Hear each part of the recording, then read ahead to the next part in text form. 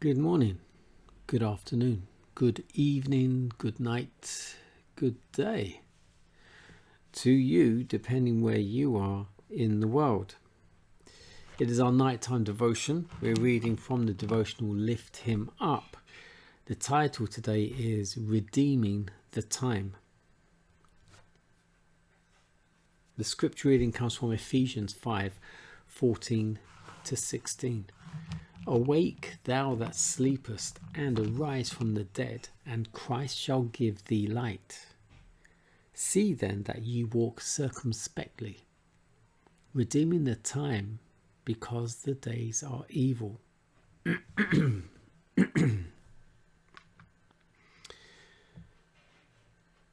We are living in the most solemn period of this world's history. The destiny of Earth's teeming multitudes is about to be decided.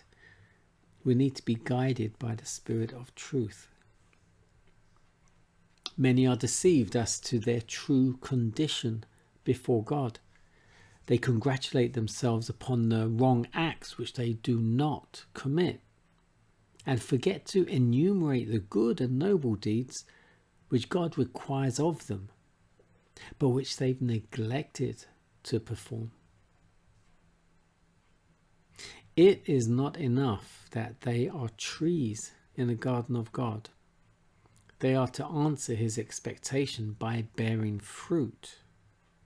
He holds them accountable for their failure to accomplish all the good which they could have done through his grace strengthening them.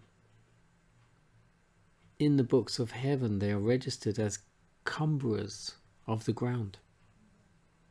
Yet the case of even this class is not utterly hopeless. With those who have slighted God's mercy and abused his grace, the heart of long-suffering love yet pleads. Wherefore, awake, thou that sleepest, and arise from the dead, and Christ shall give thee light. See then that you walk circumspectly, redeeming the time, because the days are evil. When the testing time shall come, those who have made God's word their rule of life will be revealed. In summer, there is no notable difference between evergreens and other trees. But when the blasts of winter come, the evergreens remain unchanged, while the other trees are stripped of their foliage. So the false-hearted professor may not now be distinguished from the real Christian, but the time is just upon us when the difference will be apparent. Let opposition arise. Let bigotry and intolerance again bear sway. Let persecution be kindled, and the half-hearted and hypocritical will waver and yield their faith. But the true Christian will stand firm as a rock, his faith stronger, his hope brighter than in the days of prosperity.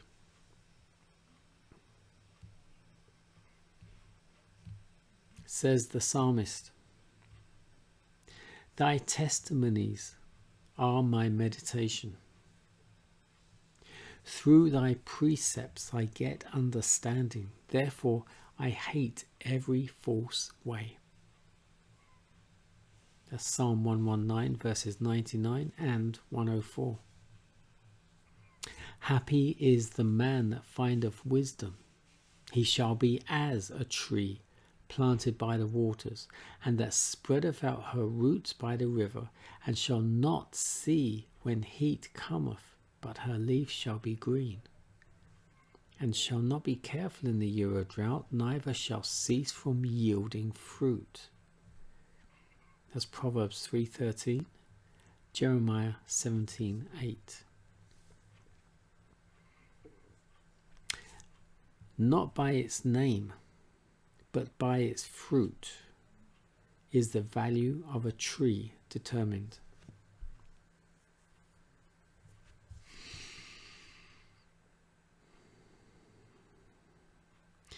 Not by its name, but by its fruit is the value of a tree determined.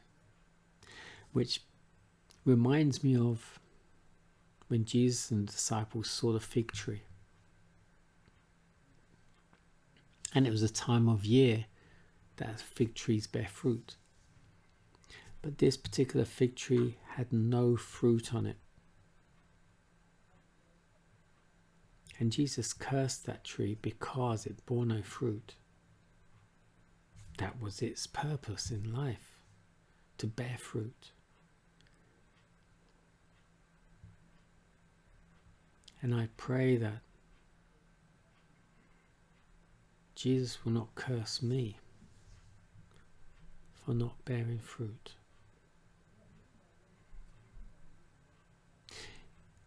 If you're living your life and you're not seeking guidance from God,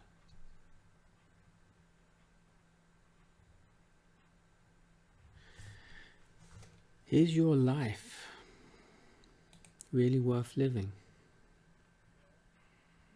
Yes, you're working, maybe you have a good job, making money, maybe you're making good money.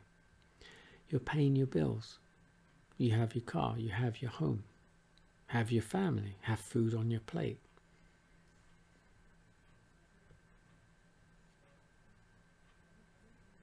What are you really living for? Are you bearing fruit?